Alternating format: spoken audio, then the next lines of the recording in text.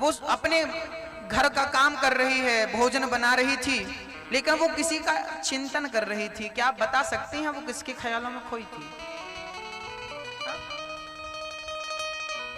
15 दिन रुकी थी अपने ससुराल में। 15 दिन तक वो ससुराल में रही, फिर वापस आई। पहली बार ससुराल गई थी, वहां का माहौल देखा, पति से मिली, सास से मिली, ससुर से, सबसे मिली। और जब वापस आई तो वो यहाँ पर काम तो कर रही है, पर किसी की याद आती। कभी वो खुश होती है, कभी फिर वो उदास हो जाती है। वो काम बराबर करती है, पर किसी का चिंतन करती है। किसका करती है आप बताइए? हाँ मैया जरा बोलो, आप अपना अनुभव बताओ, ऐसा हुआ होगा? किसका? सास का? नहीं महाराज, सास का। तो किसका? जिठानी का? नहीं। फिर ननंद? नहीं महाराज, ननंद। फिर कौन था? पति। हमारी माताएं कह तो रही हैं पति पति पति पति, अपना अनुभव शेयर कर रही हैं। शादी जब हुई तो सबसे पहले जब वो वापस आई तो चिंतन किसका था? पति का। ये होता है हर बेटी और हर बहन के साथ होता है। 15 दिन के लिए ससुराल जाती है, भारत की परंपरा है। फिर उसे भाई आपके यहाँ है कि नहीं, 2 4 10 दिन में, कई जगह तो 4 5वें दिन वापस आ जाती है, कहीं 15 दिन रह के आ जाती है, लेकर आ जाता।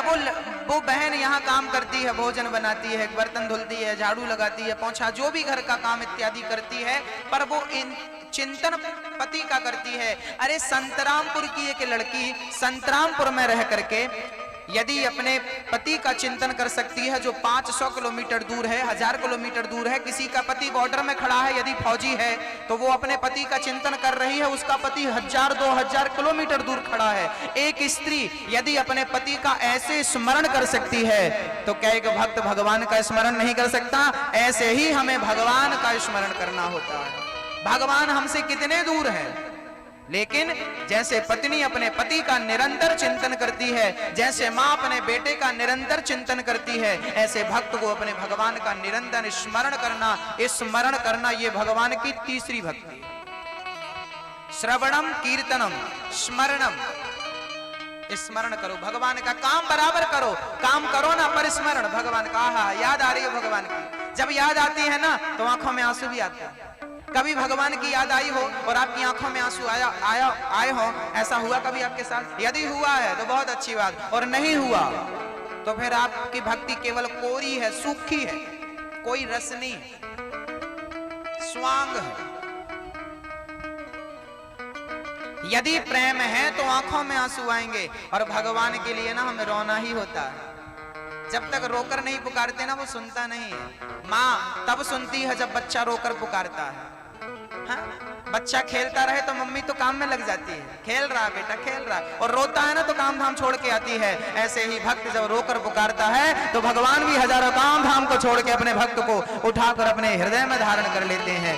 मीरा ने रोया है, रोकर पुकारती है, मेरे कन्हैया कहाँ हो। जितने गोपियां रो रही हैं, कौन है जो रोया ना हो भगवान को पाने के लिए? आहा भक्तों,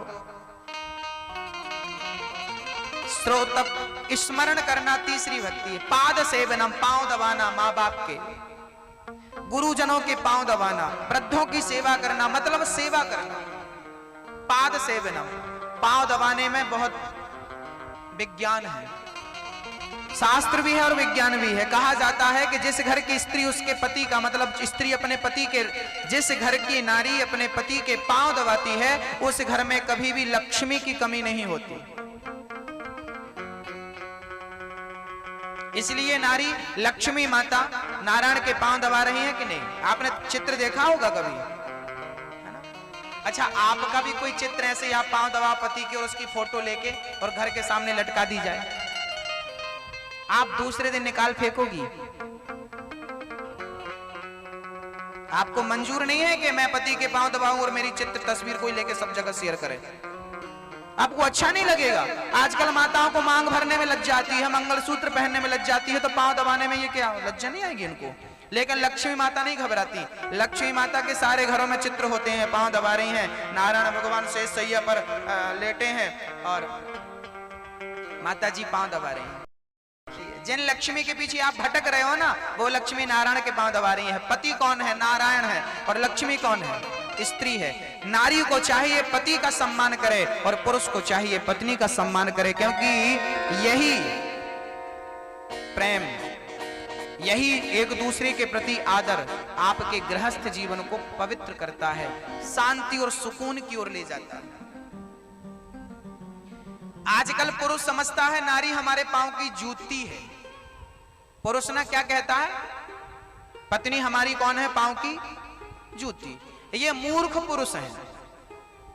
ये पुरुष बिल्कुल मूर्ख हैं जो नारी को पांव की जूती समझते हैं। याद रखना, नारी पांव की जूती नहीं है, नारी तो सिर की पगड़ी है, आपकी शोभा है, आपका सम्मान है। यदि नारी चाहे तो आपके कुल का नाम डुबा दे और नारी चाहे तो आपके कुल का नाम रोशन कर दे, स्वर्ग बना दे आपको और आपके कुल को पवित्र कर दे। ये नारी की सामर्थ्यता है। नारी को आप पांव की जूती किस आधार पर कह रहे हैं? नारी ना होती तो क्या राम होते? नारी ना होती तो क्या कृष्ण होते? नारी ना होती तो क्या विवेकानंद होते? नारी ना होती तो क्या झांसी की रानी होती? नारी ना होती तो कौन होता? अब आप कहो कि पुरुष ना होता तो नारी कैसे होती? ना, नारी पुरुष के बिना सृष्टि हो गई है। आपको पता है, दो नारियों ने मिलकर बच्चा पैदा कर लिया है। ये मैं शास्त्रों की बात कह रहा हूं। कौन था वो? गंगा को प्रकट करने वाला कौन था? भागीरथ जी का नाम सुना है? गंगा का एक नाम है भागीरथी। भागीरथ जी ने गंगा को प्रकट किया। भागीरथ जी के पिताजी का नाम था दिलीप। सगर के बेटा थे असमंजस, असमंजस के बेटा थे अंशुमान, अंशुमान के बेटा थे दिलीप। दिलीप की दो पत्नियां थीं। दिलीप तपस्या करते करते मर गए थे। अब इनकी पत्नियां गर्भवती नहीं थी और पति मर गया। अब राज्य कैसे चले इतना बड़ा?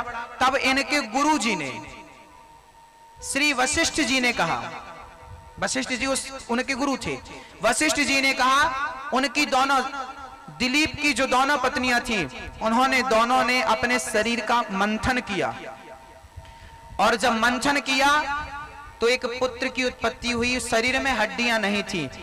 दोनों भगों के घर्षण से एक पुत्र की उत्पत्ति हुई, इसलिए उनका नाम रखा भागीरथ। दो भगों के कर्षण से एक पुत्र की उत्पत्ति हुई, इसलिए नाम रखा भागीरथ। फिर गुरु जन की कृपा से उनके शरीर में हड्डियां, उनको मजबूत किया गया, एक मांस का पिंड पैदा हुआ था, पर गुरु जी की कृपा से उसे व्यवस्थित किया गया और वही भागीरथ कहलाए, जिनकी तपस्या से गंगा मैया प्रकट भई। बोलिए गंगा मैया। ऐसे गंगा मैया को प्रणाम, ऐसे भागीरथ जी को प्रणाम। तो नारी से तो सृष्टि हुई है, पर पुरुष ने मिलकर सृष्टि करने का आज तक कोई विधान नहीं आया शास्त्रों में। इसलिए ये बात कही जा सकती है कि नारियों से सृष्टि संभव है, पर पुरुष से सृष्टि संभव नहीं है। इसलिए नारी से आगे, पुरुष से आगे नारी है। देखिए ना, श्याम का नाम बाद में आता है, राधा का नाम पहले। राधे श्याम, गौरी शंकर, सीताराम, लक्ष्मी नारायण, पहले नारी का नाम है, बाद में पुरुष का नाम है। क्योंकि नारी शक्ति है, शक्ति है, इसके बाद हाँ नारी है, इसके बाद पुरुष है। इसलिए नारी पहले, नारी सीता पहले, राम बाद में सीताराम, गौरी पहले, गौरी पहले, बाद में गौरी शंकर, लक्ष्मी पहले, नारायण बाद में। नारायण लक्ष्मी नहीं होता, राम सीता नहीं होता, श्याम राधा नहीं होता, राधे श्याम सीता राम गौरी शंकर, सब आप समझ रहे हैं। लक्ष्मी का सम्मान हो, मतलब नारी का सम्मान हो, माँ का सम्मान हो, बहन का सम्मान हो, बेटी का सम्मान हो, ये हम चाहते हैं और हमारे शास्त्र भी हमें यही सिखाते चले आ रहे हैं। गुरुजन, पांव दबाना आवश्यक है। अपने पति के पांव, अपने सास ससुर के पांव। आप लोग अपने माँ बाप के पांव दबाए कभी कि नहीं अपनी जिंदगी में? अभी हैं माता पिता तो ठीक है, नहीं है तो बताओ, कभी दबाया अपने अपने माँ बाप के पांव? अभी है कि नहीं? नहीं, अब तो सीताराम हो गए। पांव दबाया था कभी आपने जब आप माँ बाप थे? नहीं। कई बच्चों ने दबाया होगा आप में से, कई लोगों ने नहीं दबाया होगा। नहीं महाराज, हम नहीं दबाते। दबाना चाहिए। माँ बाप की सेवा भगवान की सेवा से बड़ी है। शास्त्र जो कहते हैं हमें उसका पालन अवश्य करना चाहिए। अर्चन कर वंदन करना, भगवान को वंदन करना, भगवान की आरती उतारना, दास भाव रखना, सख्य भाव रखना, समर्पण कर देना, ये भगवान की 9 भक्तियां हैं। समय कम है, नहीं तो मैं 9 विस्तार करता। नवधा भक्ति का भागवत जी में ना हर कथा कहने लायक है, सुनने और सुनाने लायक है। समय कम होता है और कहना ज्यादा होता है। आप लोग लेट आती हैं मैया जी, और 3 घंटे की कथा में कम से कम 4-5 घंटे होने चाहिए, तब कुछ कथाएं हो पाती हैं। कुछ कथाएं फिर हमें सूक्ष्म में करनी पड़ती हैं। अब समय कम बचा है तो सूक्ष्म में चलना पड़ेगा। ना चाह कर भी प्रहलाद जी महाराज ने अपने पिता को कहा, भगवान सर्वत्र है, उठाकर पटक दिया। क्या इस खंबे में भगवान है? बोले हाँ, तो मुझे क्यों नजर नहीं आता? प्रहलाद जी ने कहा, पिताजी आपको कैसे नजर आएगा? काखा गाघा को वही पहचान सकता है जो हिंदी जानता है, जो हिंदी नहीं जानता वो काखा गाघा को कैसे पहचानेगा? जो भक्ति जानता है वही तो भगवान को पहचानेगा। जो भक्ति का काखा गाघा नहीं जानता वो भगवान को कैसे पहचानेगा? पिताजी आप भक्ति का काखा गाघा नहीं जानते, इसलिए आप ईश्वर को नहीं पहचान पाते। मुझे इस खंबे में नजर आ रहा है, क्योंकि भक्त ने कह दिया प्रहलाद ने कि इस खंबे में भगवान है, तो भगवान को हिरण्यकश्यपु ने जो प्रहार किया, खंबा टूट गया, चकनाचूर हो गया, और एक गर्जना करते हुए नरसिंह भगवान प्रकट भये। क्यों प्रकट भये? ताकि भक्त का वचन मिथ्या ना हो जाए। नरसिंह भगवान गर्जना करते हुए प्रकट भये। बोलिए नरसिंह भगवान की जय हो। नरसिंह भगवान प्रकट भये हैं। हिरण्यकश्यपु ने कहा, कौन है? मैं तेरी मृत्यु हूं। हिरण्यकश्यपु बोला, मैं मरने वाला नहीं, क्योंकि मैंने ब्रह्मा से वरदान मांगा है, ना दिन को मरूं ना रात को मरूं। भगवान बोलिए संध्या का टाइम है, अब तो मरेगा। बोले मैंने वरदान मांगा है ना, मैं ब्रह्मा के बनाए 12 महीने में किसी महीने में नहीं मरूं। भगवान बोलिए 13वां महीना चल रहा, पुरुषोत्तम महीना, अब तो मरेगा। बोले अभी भी नहीं मरूं, ब्रह्मा के बनाए किसी भी आदमी से नहीं मरूं। भगवान बोले पागल, ब्रह्मा हमें नहीं बनाता, हम ब्रह्मा को बनाते हैं, चल अब तो मरेगा। बोले अभी भी नहीं मरूं, ना अस्त्र से मरूं ना शस्त्र से मरूं। भगवान बोले ये नाखून मैंने फैशन में नहीं बढ़ाए, ये तुझे मारने के लिए मैंने बढ़ाए, अब तो मरेगा। बोले अभी भी नहीं मरूं। क्यों भाई?